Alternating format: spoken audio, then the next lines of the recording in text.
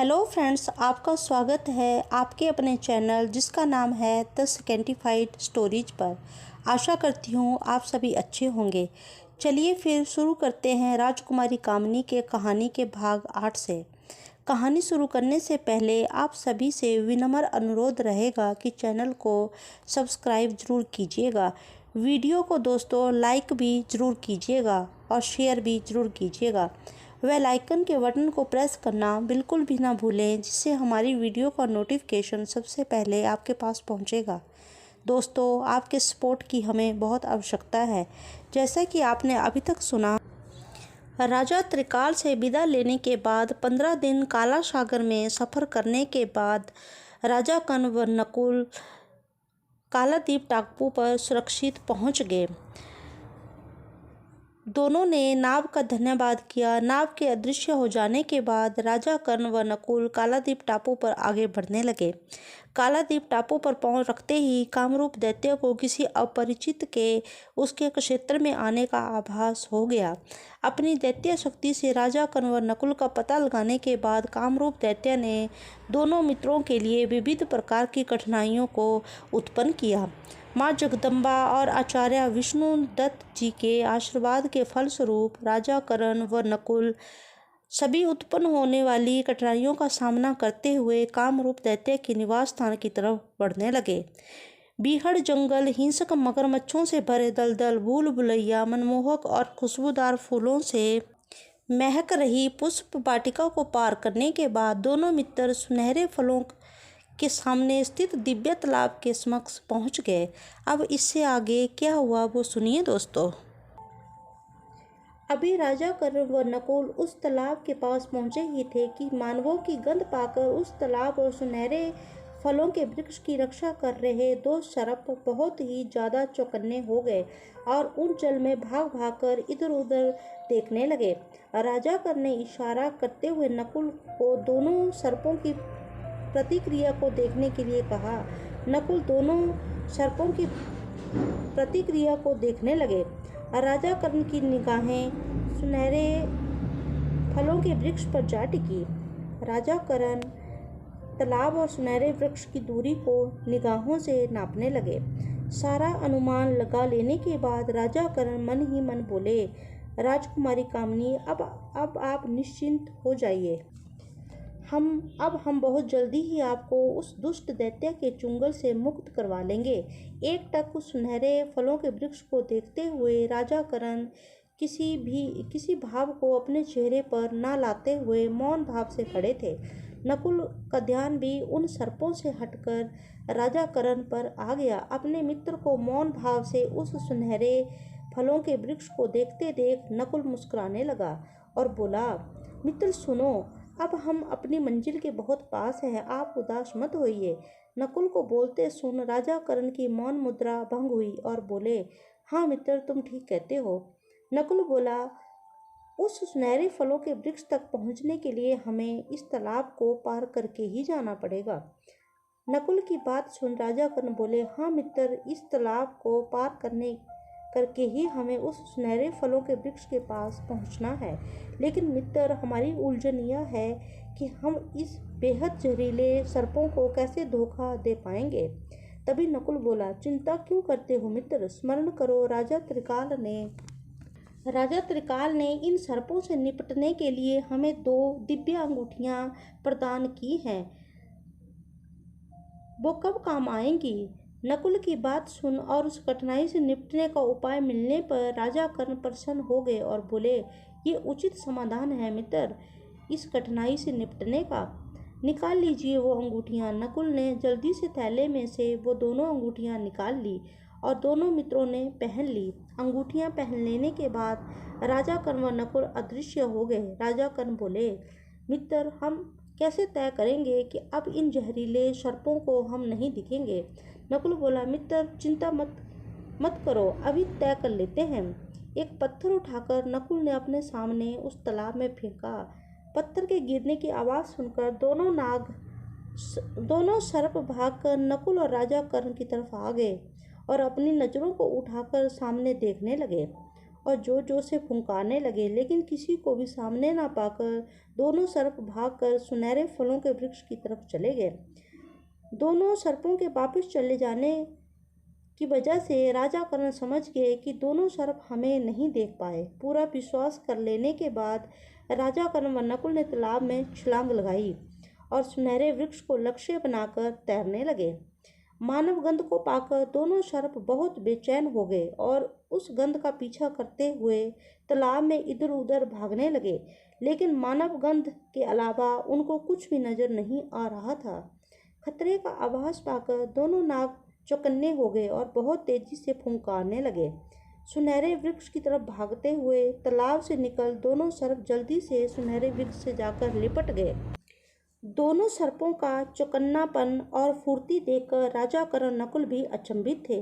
काफी देर तैरने के बाद राजा कर्ण व नकुल भी सुनहरे वृक्ष तक पहुंचने में कामयाब हो गए। दोनों सर्प भी सुनहरे वृक्ष के साथ लिपटे हुए थे। राजा कर्ण व नकुल भी सुनहरे वृक्ष को निहारने लगे। राजा कर्ण की नजरें सुनहरे वृक्ष पर लगे हुए सबसे बड़े फल को ढूंढने लगी, लेकिन राजा कर्ण को सभी फल एक समान आकार के ही दिखने लगे।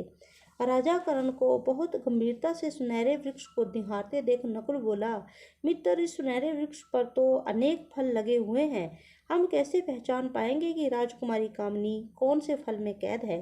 राजा कर्ण कुछ सोचते हुए बोले, मित्र, गुरुवर की योजना को स्मरण करो। गुरुवर ने कहा था कि सुनहरे फल को तोड़ने से पहले इन दैत्यों के अधिष्ठाता देव काल भैरव की प्रतिमा को खंडित करना अनिवार्य है, तभी इन दैत्यों का आतंक इस भूमंडल पर से समाप्त होगा।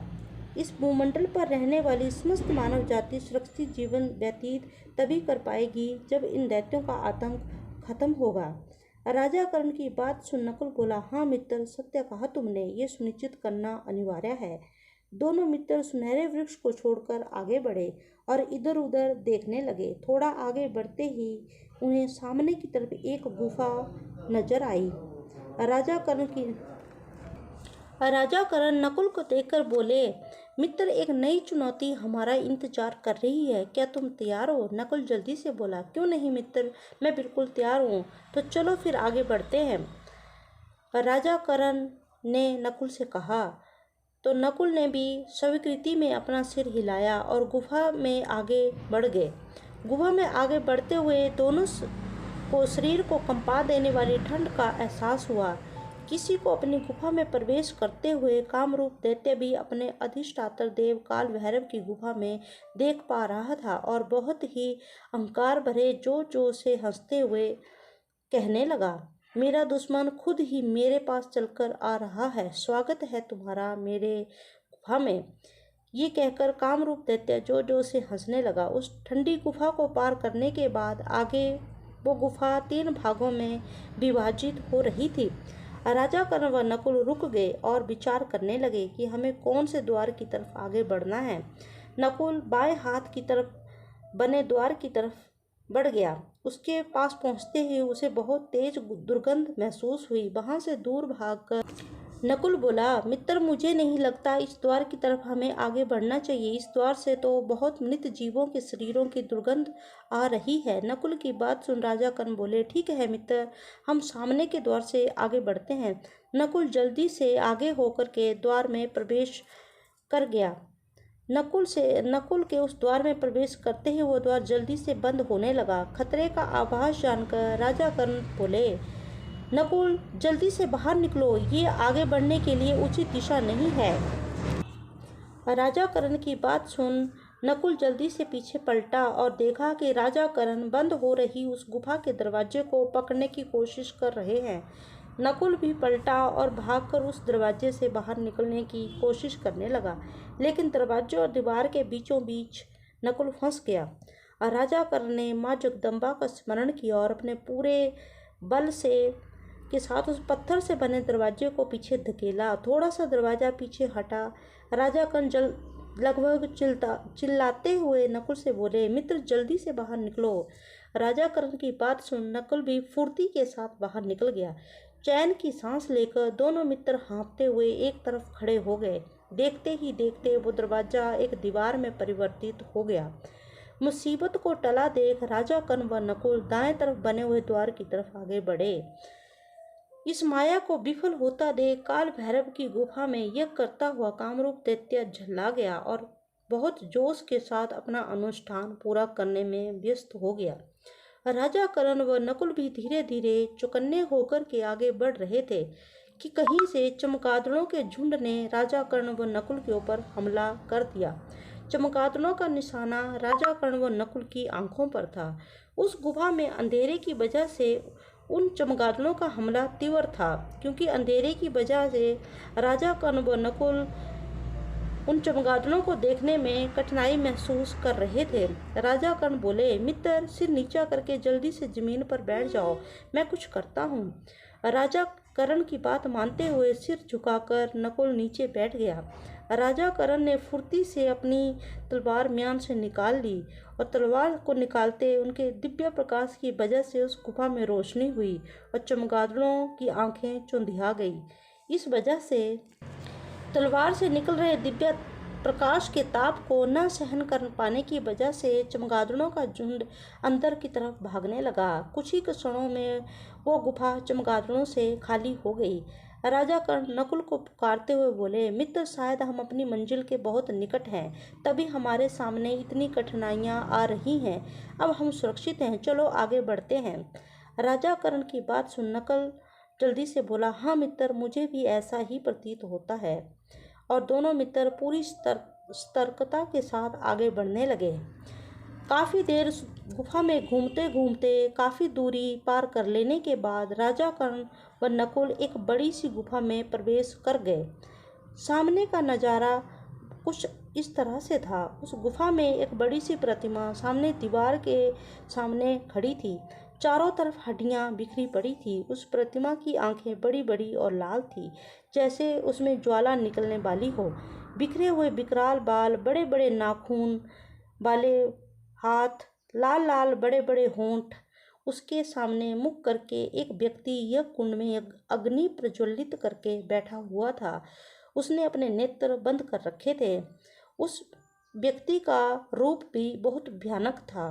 घुंघराले बाल, लाल लाल बड़ी बड़ी मूछें, शरीर पर काले रंग के वस्त्र धारण किए हुआ व्यक्ति आंखें बंद करके यज्ञ कुंड की तरफ मुंह करते हुए उस यज्ञ कुंड में आहुतियां डाल रहा था और साथ में कुछ मंत्र जाप कर रहा था। किसी को अपने सामने पाकर कामरूप दैत्य नेत्रबंद मुद्रा में ही बोला, आइए, आप दोनों का मेरी इस गुफा में स्वागत है। कामरूप के कथन सुनकर राजा कर्ण भी निडर भाव से बोले, आपने जो हमारा स्वागत किया है इसके लिए हम भी आपके आभारी हैं। दैत्यराज राजा कर्ण का हाजिर जवाब सुन अहंकार भरे स्वर में जोर से हंसते हुए बोला, इतनी दूर से मुझसे मिलने आए हैं तो आपका स्वागत करना तो बनता ही है। इस तरह से बोलते हुए दैत्यराज कामरूप ने अपनी आंखें खोली और अपने सामने दो युवकों को खड़ा पाकर कामरूप दैत्य थोड़ा क्रोधित हुआ और बोला, तो बताइए सुकुमारों, यहाँ इतने दूर हमारे इस कालादीप टापू पर आप दोनों के आने का क्या प्रयोजन है? कामरूप दैत्य की बात सुनकर राजा कर्ण बोले, जब हम इतना दूर आए हैं तो अपने आने का प्रयोजन तो दैत्यराज आपको अवश्य ही बताएंगे, लेकिन उससे पहले हम आपके समक्ष शांति प्रस्ताव रखना चाहते हैं। राजा कर्ण ने अपना मत कामरूप की नज़रों से नज़रें मिलाकर एक राजा की भांति पूरे दृढ़ विश्वास के साथ रखा। राजा कर्ण की बात सुन कामरूप पूरे अहंकार भरे स्वर में बोला, तुमने अभी तक अपना परिचय नहीं दिया और मेरे सामने शांति प्रस्ताव रख रहे हो। पहले तो ये बताओ कि तुम हो कौन? कामरूप की बात सुन राजा कर्ण थोड़ा मुस्कुराते हुए बोले, दैत्यराज, हम अमरावती राज्य के राजा कर्ण हैं और ये मेरा मित्र नकुल है। हम जिस प्रयोजन से यहाँ आपके कालादीप टापू पर आए हुए हैं उसे हम शांति वार्ता द्वारा सुलझाना चाहते हैं। अगर आप हमारा प्रस्ताव स्वीकार कर लें तो। कामरूप दैत्य थोड़ा क्रोधित स्वर में बोला, कहिए, क्या प्रस्ताव है आपका? कामरूप की बात सुन राजा कर्ण बोले, हम आपके इस निवास स्थान कालादीप टापू पर रहने वाले किसी भी प्राणी को नुकसान नहीं पहुंचाना चाहते हैं। आपने अपने स्वार्थ और अहंकार के बस में आकर एक गलती की है। राजा कर्ण की बात सुन झल्लाकर कामरूप दैत्य बोला, साफ साफ बोलिए तुच्छ प्राणी, मैंने कौन सी गलती की है। कामरूप को क्रोधित होते देख राजा कर्ण बोले, दैत्यराज, आप बिना विचार किए एक राजा की पुत्री, एक राजकुमारी की इच्छा के बिना उसका अपहरण कर अपने इस कालादीप टापू पर बलपूर्वक ले आए हो। यह एक नारी के प्रति सम्मान की भावना को नहीं दर्शाता है। आप अपने अहंकार में चूर बिना एक कन्या की इच्छा जाने उसके महल से अपहरण कर लाए। यह आप जैसे बलशाली दैत्य के लिए शोभा नहीं देता है। अगर आप राजकुमारी को पाना चाहते थे तो उनके पिता और भाइयों से युद्ध करते, फिर उनको युद्ध में हराकर फिर राजकुमारी को अपने साथ लेकर के आते। तब हम आपकी महानता को मानते। एक स्त्री के वेश में राजमहल में प्रवेश करना और छल से एक राजकुमारी का अपहरण कर लेना आप जैसे बलशाली दैत्य के लिए बिल्कुल भी शोभा नहीं देता है। इसलिए दैत्यराज, हम आपके समक्ष शांति प्रस्ताव रख रहे हैं कि राजकुमारी कामिनी को हमें सौंप दीजिए। हम राजा कर्ण आपको वचन देते हैं कि हम किसी को भी नुकसान पहुंचाए बिना राजकुमारी कामिनी को वापस ले जाएंगे। राजकुमारी कामिनी को वापस ले जाने का जिक्र आते देख कामरूप दैत्य क्रोध से तिलमिला उठा। अपनी आंखों को क्रोध से लाल लाल करके बहुत ही क्रोध भरे स्वर से कामरूप बोला, बहुत सुन लिया मैंने तुम्हारा शांति प्रस्ताव। राजकुमारी को यहाँ से वापस ले जाने का तो सवाल ही नहीं उठता। तुम यहाँ से राजकुमारी को वापस ले जाना चाहते हो, यह भूल जाओ। अब तुम दोनों भी यहाँ से वापस कभी नहीं लौट पाओगे। कामरूप ने राजा कर्ण को ललकारते हुए कहा। कामरूप के स्वर सुनकर राजा कर्ण बोले, दैत्यराज, हम तो शांति के साथ आपकी भूल को सुधारना चाहते थे, लेकिन अगर आपको युद्ध ही करना है तो जैसी आपकी इच्छा। राजा कर्ण ने भी कामरूप दैत्य की चुनौती को स्वीकार करते हुए कहा।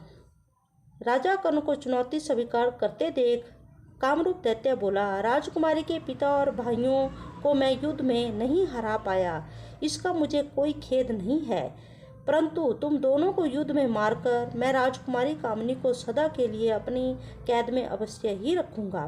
कामरूप की बात सुन इतनी देर से चुप खड़ा नकुल बोला, सुन मूर्ख अहंकारी दैत्य, मेरे रहते तुम मेरे मित्र राजा कर्ण और राजकुमारी जी का बाल भी बांका नहीं कर सकते।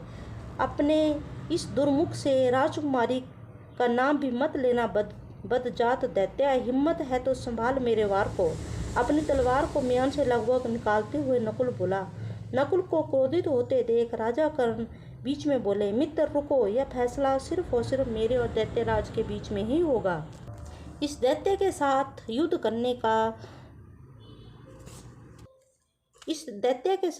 करने का अधिकार सिर्फ मुझे है। राजा कर्ण ने कामरूप को ललकारते हुए बोला, सुनो दैत्यराज, हम युद्ध नहीं चाहते थे, मगर तुम्हारी इच्छा अगर युद्ध करने की है तो पहले तुम ही वार करो। राजा कर्ण को ललकारते देख कामरूप दैत्य ने एक शिला प्रकट कर गुफा राजा कर्ण की तरफ पूरे बल से फेंकी। शिला को अपनी तरफ आते देख राजा कर्ण फुर्ती से एक तरफ हट गए। शिला सामने दीवार से टकराकर लुप्त हो गई। पहले बार को विफल होते देख कामरूप ने अग्नि का गोला नकुल की तरफ उछाल दिया। राजा कर्ण ने म्यान से अपनी तलवार निकाली और उस अग्नि के गोले को बुझा दिया। अब कामरूप दैत्य बाणों की वर्षा करने लगा, लेकिन दिव्य तलवार के आगे कामरूप के सब बार विफल हो रहे थे। अब कामरूप दैत्य तलवार लेकर राजा कर्ण के ऊपर वार करने के लिए दौड़ा। राजा कर्ण भी आगे बढ़कर कामरूप का बार संभालने के लिए तैयार थे। दोनों एक दूसरे से भिड़ गए और चोट पहुंचाने लगे। कभी कामरूप दैत्य राजा कर्ण को के अपने बल से झुका देता तो कभी राजा कर्ण कामरूप को दूर धकेल देते। हारता हुआ कोई भी नहीं दिख रहा था। बिजली की भांति एक दूसरे पर दोनों योद्धा नजरों से नजरें मिलाकर युद्ध कर रहे थे। दोनों की तलवारें हवा के बेग की तरह लहराती हुई एक दूसरे पर वार कर रही थी। दोनों के अंदर घमासान युद्ध चल रहा था। दोनों को लड़ते हुए एक दिन और एक रात बीत चुकी थी, लेकिन कोई भी थकने को तैयार नहीं था, ना ही हार मारने को। कामरूप दैत्य खुद से एक मानव को हार न मानते देख बहुत क्रोध में आ गया। कामरूप को अब राजा कर्ण के रूप में अपनी मौत नजर आ रही थी। 3 दिन गुजर गए लेकिन कोई पीछे हटने के लिए तैयार नहीं था, न ही इस युद्ध का कोई अंत दिखाई दे रहा था। दिव्य तलवार की वजह से कामरूप दैत्य भी खुद को बलहीन महसूस कर रहा था। अब कामरूप दैत्य ने छल का सहारा लेने की बात अपने मन में सोची और उसने अपनी माया फैलाई। अपनी माया से 2 दासियां एक राजकुमारी को उस गुफा में लेकर के आई और उस राजकुमारी को कामरूप के सामने खड़ा कर दिया और बोली, जिस युवती के लिए ये दोनों युवक आपके साथ युद्ध कर रहे हैं दैत्यराज, उसकी जीवन लीला खत्म क्यों नहीं कर देते आप। उस राजकुमारी को अपनी तरफ खींचते हुए कामरूप दैत्य बोला, सुनो राजकुमारी कामनी, ये दोनों युवक तुम्हें वापस यहाँ से ले जाने के लिए आए हैं। इन्हें तुम्हारे पिता श्री ने यहाँ भेजा है। क्या तुम मुझे छोड़कर यहाँ से जाना चाहती हो। कामरूप की बात सुन वो माया रूपी कामनी बोली, आप दोनों को यहाँ तक मेरे पिताश्री ने मुझे ले जाने के लिए भेजा है, इसलिए मैं अपने पिताश्री का धन्यवाद करती हूँ और आप दोनों से प्रार्थना करती हूँ कि आप दोनों को वापस देवगढ़ चले जाना चाहिए। मेरे माता पिता और भाइयों से कहिएगा कि मैं यहाँ इस कालातीत टापू की महारानी अपनी स्वेच्छा से बन गई हूँ। मुझे कामरूप से के साथ अपनी पूरी जिंदगी इसी कालादेव टापू पर बिताने में कोई आपत्ति नहीं है। आप दोनों वापस चले जाइए। इतना कहकर माया रूपी कामनी चुप हो गई। उस माया रूपी कामनी के कथन सुनकर थोड़ी देर के लिए तो राजा कर्ण और नकुल भी अचंभित हो गए। उस माया रूपी कामनी के कथनों को सुनकर नकुल बोला, राजकुमारी जी, आप हमारा भी परिणाम स्वीकार कीजिए और हम आपको यह यकीन दिलवाते हैं कि अगर आप इस दुष्ट दैत्य के भय से ये सब बातें बोल रही हैं तो आप चिंता मत कीजिए। हम इस दैत्य को आपकी दृष्टि के समक्ष उचित दंड दे करके आपको इसके चुंगल से छुड़ा लेंगे। आपको इस दुष्ट दैत्य से भयभीत होने की आवश्यकता नहीं है। ये हमारे समक्ष आपका कुछ भी अहित नहीं कर पाएगा। कामरूप की आलोचना सुन माया रूपी कामनी गुस्से भरे स्वर से लहजे में बोलती हुई, दोनों युवक मेरे पिताजी के राज्य से आए हो, इसलिए अभी तक मैं आप दोनों से विनम्रता से वार्तालाप कर रही थी, लेकिन लगता है आप दोनों ने मेरी बात अच्छी तरह से नहीं सुनी। मैंने कहा कि मैं अपनी स्वेच्छा से कामरूप की महारानी बनकर रहना चाहती हूँ। तुम दोनों वापिस जाकर के मेरा यह निर्णय मेरे पिताश्री को सुना दीजिए। यह मेरा कोई अनुरोध नहीं है, आदेश है। तुम दोनों को समझ में क्यों नहीं आ रहा है। माया रूपी कामनी के अहंकार भरे शब्दों को सुनने के बाद नकुल भी क्रोधित हो गया और क्रोध भरे स्वर में बोला। माया रूपी कामनी की बातों को सुनकर नकुल को क्रोधित होते देख तभी राजा कर्ण बोले, नकुल शांत हो जाइए। जब राजकुमारी हमारे साथ वापस अपने राज्य जाना ही नहीं चाहती हैं तो उनसे वार्तालाप करना भी उचित नहीं होगा। लेकिन आगे से ये दैत्य समाज किसी भी नारी का अपहरण ना कर पाए, इस बात का फैसला तो हमें करना ही चाहिए। ये समस्त मानव जाति के लिए अनिवार्य हो गया है। राजा कर्ण की बात सुन कामरूप दैत्य क्रोध में आ गया और गरज कर बोला, तुझ जैसे तुच्छ मानव की इतनी हिम्मत कि तुम मुझ जैसे बलशाली दैत्य के समक्ष मुझे ही चेतावनी दे रहे हो। तभी कामरूप दैत्य ने अचानक से राजा कर्ण के ऊपर वार कर दिया। राजा कर्ण के हाथ से दिव्य तलवार दूर जाकर गिर गई। जैसे ही राजा कर्ण तलवार को उठाने के लिए आगे बढ़ने लगे, कामरूप दैत्य ने छल से राजा कर्ण व नकुल को एक मायावी पिंजरे में कैद कर दिया। राजा कर्ण व नकुल को पिंजरे में कैद कर कामरूप दैत्य और माया रूपी कामनी जोर जोर से हंसने लगे। दोनों को हंसते देख राजा कर्ण बोले, अरे दुष्ट दैत्य, तुझसे हम छल के अलावा और उम्मीद कर भी क्या सकते हैं। राजा कर्ण की बात सुन कामरूप दैत्य माया रूपी कामनी के कंधे पर हाथ रखते हुए बोला, सुनो महारानी, इन दोनों का फैसला हम कल करेंगे। आज इन्हें यहीं पर रात्रि गुजारने देते हैं और हम भी रात्रि उत्सव का आनंद लेते हैं। उसकी पीठ पर हाथ फिराते हुए कामरूप दैत्य वहां से जाने लगा। तभी माया रूपी कामनी बोली, दैत्यराज सुनिए, इनकी इस तलवार को भी हम अपने साथ लिए जाते हैं। कामरूप दैत्य बोला, तुम ठीक कहती हो महारानी। और कामरूप दैत्य दिव्य तलवार की तरफ बढ़ा और झुककर तलवार को उठाने की कोशिश करने लगा। जैसे ही कामरूप दैत्य ने दिव्य तलवार को छुआ, उसमें से विद्युत जैसी तरंगें उठने लगी। उन तरंगों के प्रहार से कामरूप दैत्य दूर जाकर माया रूपी कामिनी के चरणों में गिर गया। वो चमत्कार होते देख कामरूप दैत्य भयभीत हो गया और थोड़ा लज्जित भी। ये दृश्य देखकर राजा कर्ण मुस्कुराए और नकुल हंसने लगा। तभी यह कुंड से राख निकालकर एक मिट्टी के तोते की मूर्ति पर कामरूप ने फेंका। बड़बोला तोता पंख फड़फड़ाते हुए कामरूप के सामने प्रकट हो गया और बोला, बोल मेरे मालिक, क्या आदेश है मेरे लिए? कामरूप बोला, बड़बोले तोते, मैं तुझे पूरी रात्रि के लिए इन दोनों की निगरानी के लिए छोड़कर जा रहा हूँ। बिना पलक झपकाए इन दोनों पर नजर रखना। मैं भोर में वापस आऊँगा और इनकी जिंदगियों का फैसला करूँगा। बड़बोले तोते को राजा कर्ण व नकुल की के ऊपर नजर रखने के लिए छोड़कर कामरूप दैत्य और माया रूपी कामिनी उस गुफा से बाहर चले गए। बड़बोला तोता उस गुफा में लटक रहे बांस के डंडे पर बैठकर एक टक राजा कर्ण व नकुल को देखने लगा।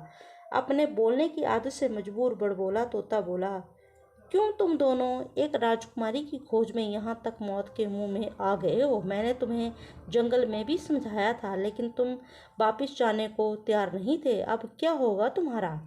कौन जाने। राजा कर्ण चुपचाप तोते की बातों को सुन रहे थे। तोते को बहुत देर तक बक बक करते देख राजा कर्ण बोले, अरे मित्र तोते, तुम क्यों अपनी जुबान को इतना दुख दे रहे हो? हमारे साथ जो होगा वो कल होगा।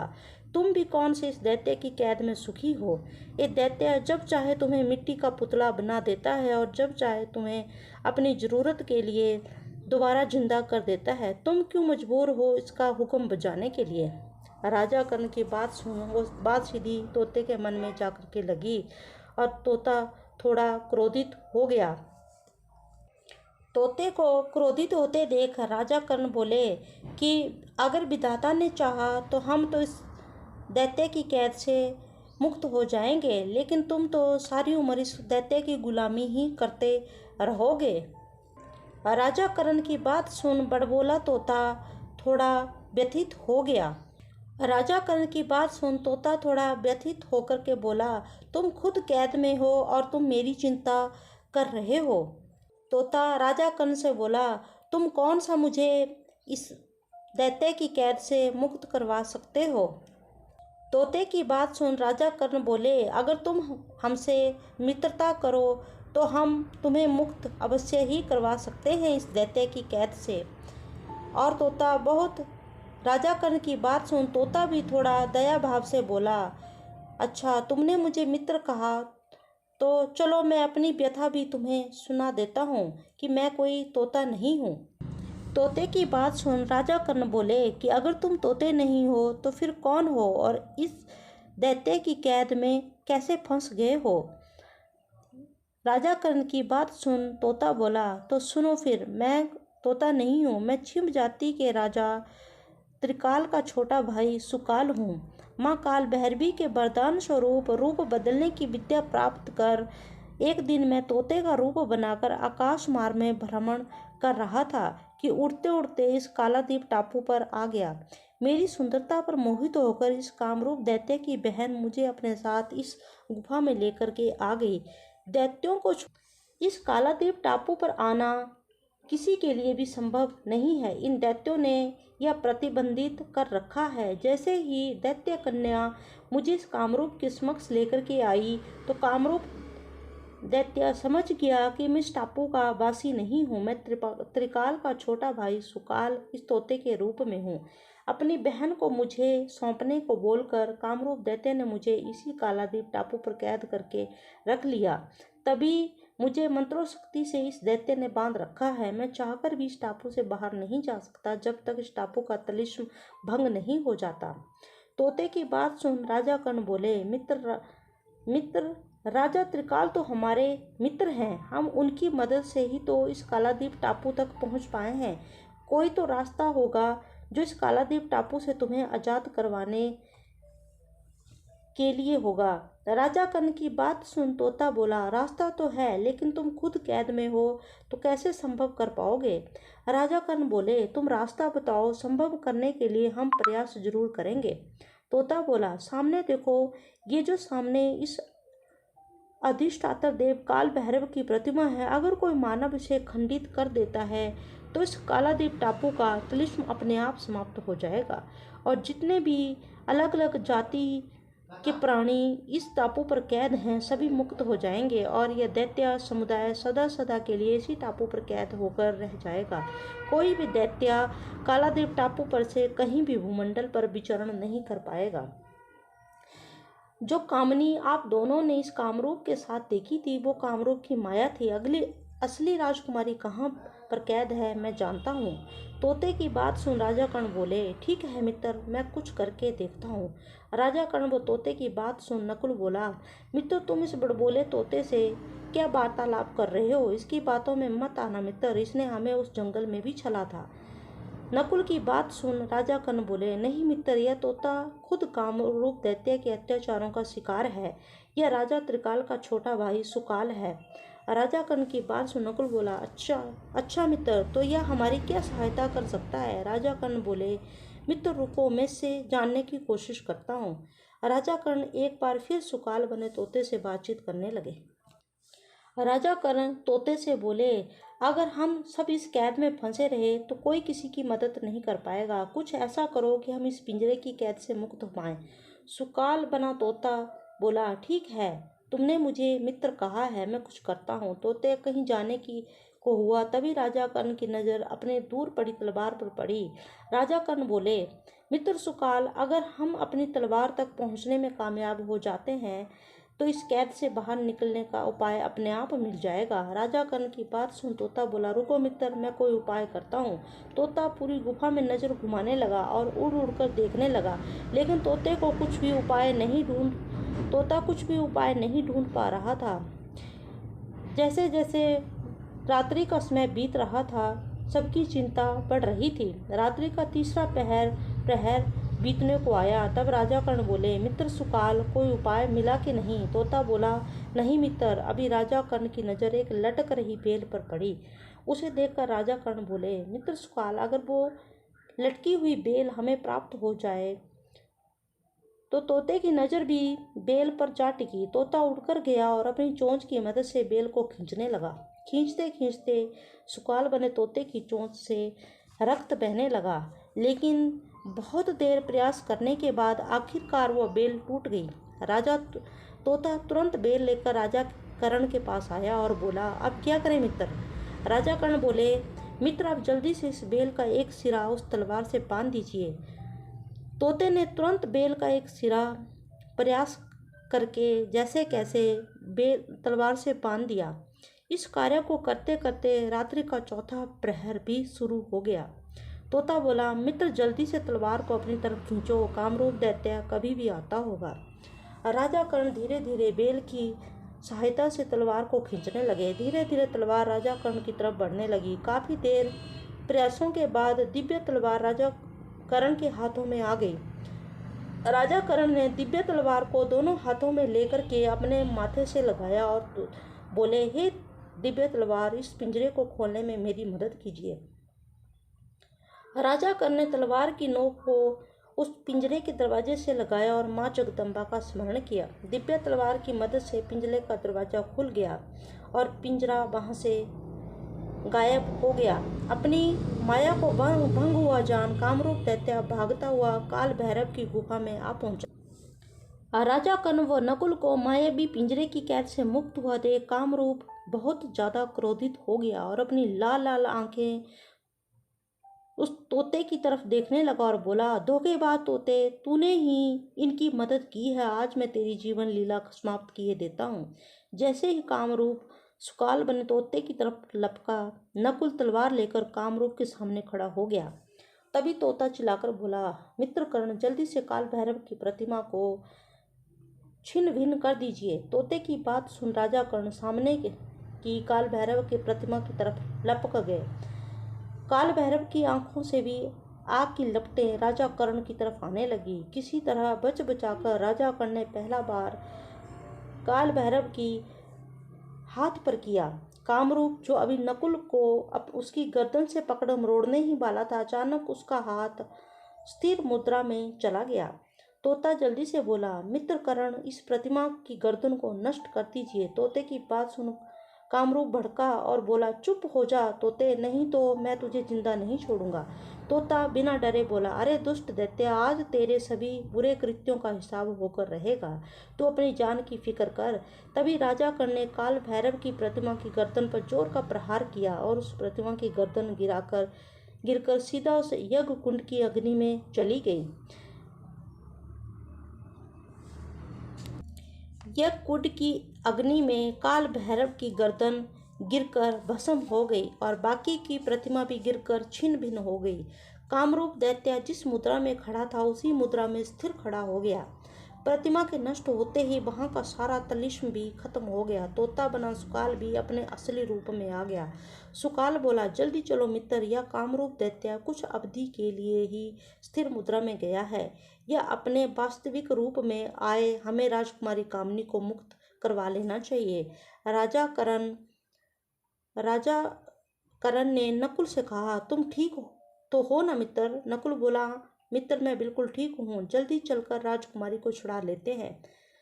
सुकाल जल्दी से राजा कर्ण व नकुल को लेकर के सुनहरे फल के वृक्ष के पास लेकर के चला गया। जो दो सांप सुनहरे वृक्ष और तालाब की रक्षा कर रहे थे वे भी मानव रूप में आ गए थे। दोनों सर्पों ने भी राजा कर्ण व नकुल को प्रणाम किया। अतः हम भी अपने नागलोक वापस जाना चाहते हैं। दोनों सांप राजा कर्ण से बोले। दोनों सांपों की बात सुन राजा कर्ण बोले, ठीक है, आप दोनों भी अपनी स्वेच्छा से वापिस अपने निवास स्थान पर जा सकते हो। भेंट स्वरूप नागमणि राजा कर्ण को देते हुए दोनों सर्प बोले, मित्र इसे हमारी तरफ से भेंट स्वरूप आप रख लीजिए। ये आपके पास रहेगी तो आपको भविष्य में कभी भी सांपों का डर नहीं रहेगा, ना कोई सांप आपको नुकसान पहुंचाएगा। आपके पास धन धान्य की कमी कभी नहीं आएगी। अपनी पूजा स्थली में आप इसे स्थान दीजिएगा। राजा कर्ण ने बहुत ही प्रेम भाव से सांपों की अमूल्य भेंट स्वीकार कर ली और दोनों सांपों को वहां से विदा किया। सुकाल बोला, मित्र जल्दी से सुनहरे वृक्ष पर चढ़ जाइए और इस वृक्ष के बीचों बीच जो बड़ा सुनहरी फल लगा हुआ है उसे उतार कर लाइए। राजा कर्ण जल्दी से सुनहरे वृक्ष पर चढ़ गए और थोड़ी ही देर में सबसे बड़े सुनहरी फल को तोड़कर ले आए। सुकाल बोला, मित्र इस फल पर संदेह मत कीजिएगा। राजकुमारी इसी फल में निद्रा अवस्था में आपको मिलेंगी, लेकिन इस फल को आप अपने राज्य में ले जाकर ही तोड़िएगा। सुकाल की बात सुन राजा कर्ण बोले, हाँ मित्र सुकाल, तुम सत्य कहते हो। हमारे गुरुदेव जी का भी यही निर्देश हमें मिला हुआ है, इसलिए संदेह का तो प्रश्न ही नहीं उठता। सुकाल बोला, आप मुझे भी आज्ञा प्रदान करें मित्र, मैं भी अपने बंधु बांधवों से मिलने का इच्छुक हूँ। सुकाल की बात सुन राजा कर्ण बोले, क्यों नहीं मित्र, जरूर जाइए, और मैं भी आपका धन्यवाद करता हूँ और राजा त्रिकाल का भी हमारी तरफ से आप धन्यवाद कीजिएगा। तुमने हमारी मदद की। सुकाल बोला, यही नहीं मित्र, धन्यवाद करने की आवश्यकता नहीं है। ठीक है मित्र, अब आप दोनों से आज्ञा चाहता हूँ। सुकाल बहुत ही प्रेम भाव से राजा कर्ण व नकुल के गले लगा और तोते के रूप में खुद को परिवर्तित कर राजा त्रिकाल के राज्य की तरफ उड़ गया। अपने कार्य को पूर्ण कर राजा कर्ण बोले, मित्र नकुल, गुरुवर ने कहा था कि इस दिव्य सुनहरे फल को हाथ में पकड़कर हम इस भूमंडल पर जिस भी स्थान का स्मरण करेंगे मन की गति से वहां पहुंच जाएंगे। नकुल बोला, तुम सत्य कहते हो मित्र, गुरुवर जी ने यही कहा था। राजा कर्ण बोले, सुनो नकुल, हमें तो इस भूमंडल पर सिर्फ एक ही स्थान स्मरण हो रहा है। नकुल बोला, कौन सा स्थान मित्र, जल्दी बताओ। राजा कर्ण बोले, हमारे राजमहल से थोड़ी दूरी पर जो कमलों से भरा हुआ सरोवर है, जिस सरोवर में कमल के फूल खिले हुए हैं, हमारे मखमली घास से भरा हुआ उद्यान, हमें वही स्थान स्मरण हो रहा है। राजा कर्ण की बात सुन नकुल बोला, तुम्हारा विचार उचित है मित्र, तुम्हारे राजमहल से कुछ दूरी पर वो सरोवर वाले स्थान से सुरक्षित जगह और हो भी क्या सकती है, इसी जगह स्मरण करो मित्र। विचार विमर्श करने के उपरांत राजा कर्ण ने दिव्य तलवार को म्यान में डाला और दिव्य सुनहरे फल को अपने एक हाथ में थामा। भेंट स्वरूप मिले सभी उपहारों को नकुल ने अपने थैले में रख लिया और राजा कर्ण की तरफ देखने लगा। राजा कर्ण बोले, मित्र मेरा हाथ थाम लो। नकुल ने थैले को अपने कंधे पर टांगते हुए राजा कर्ण का हाथ कसकर थाम लिया। दिव्या फल को देखते हुए राजा कर्ण बोले, हे दिव्या सुनहरी फल, कृपया हमें हमारे राज्य अमरावती में हमारे राजमहल से कुछ दूरी पर कमलों से खिले हुए सरोवर के पास पहुंचा दीजिए। राजा कर्ण के इतना बोलते ही दिव्य सुनहरी फल सूर्य के प्रकाश की भांति चमकने लगा। उस दिव्य प्रकाश ने राजा कर्ण व नकुल को चारों तरफ से घेर लिया और पलक झपकते ही राजा कर्ण व नकुल कालातीप टापू से अदृश्य हो गए। दिव्या फल के एक मानव के हाथों टूटने और ले जाने की वजह से सुनहरे फलों का वृक्ष भी वहां से अदृश्य हो गया और जो नीले जल से भरा हुआ तालाब भी अदृश्य हो गया। कालादीप टापू की सीमाएं चीड़ के बड़े बड़े पेड़ों से बंद हो गई। कामरूप की स्थिर मुद्रा टूटी और वो इधर उधर भागने लगा। काला सागर के उस पार विचरण करने के लिए जैसे ही कामरूप दैत्य ने जाना चाहा तो काला सागर को पार कर ही नहीं पाया। इसी तरह से दैत्य समुदाय सदा के लिए कालादीप टापू पर कैद होकर रह गया और समस्त मानव जाति दैत्यों के आतंक से सुरक्षित हो गई। तो इस तरह से दैत्य समाज सदा के लिए कालादीप टापू पर कैद हो गया और राजा कर्ण कालादीप टापू से अदृश्य होकर नकुल के साथ मन की गति से पलक झपकते ही अपने राजमहल से कुछ दूरी पर स्थित कमलों से भरे सरोवर के साथ बने उद्यान में आ पहुँचे। इसी के साथ दोस्तों कहानी का भाग 8 समाप्त होता है। आशा करती हूँ कि आप सभी को कहानी पसंद आ रही होगी। इस कहानी में आगे क्या होगा ये जानने के लिए बने रहिए मेरे चैनल के साथ, जिसका नाम है द स्कैंटिफाइड स्टोरीज। जल्दी ही राजकुमारी कामिनी की कहानी के अगले भाग के साथ आप सभी के समक्ष प्रस्तुत रहूंगी। तब तक के लिए हंसते रहिए, मुस्कुराते रहिए और एक बार फिर से अनुरोध रहेगा कि चैनल को सब्सक्राइब करना मत भूलिएगा। हमारी वीडियो को अपने परिवार रिलेटिव्स के साथ शेयर करना और लाइक करना मत भूलिएगा। धन्यवाद।